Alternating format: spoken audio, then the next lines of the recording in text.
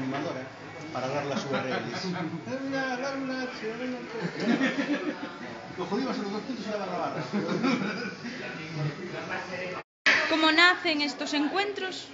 Así que alguien que haya venido y que me explique. Pues cómo nacen estos encuentros así de bloggers coruñeses. Pues nada, un blog que hace un llamamiento en plan, oye, nos quedamos a tal hora, tal fecha, tal sitio para tomarnos unas cervezas, un beer and blog, y hablamos un poquito de todo. ¿Qué pasa? Esto ha sido organizado un poquito con más calma y bueno, nos hemos avisado y pues habéis venido.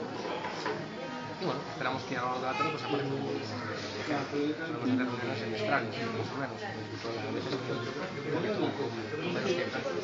Y en total hasta ahora, ¿cuántas personas hay?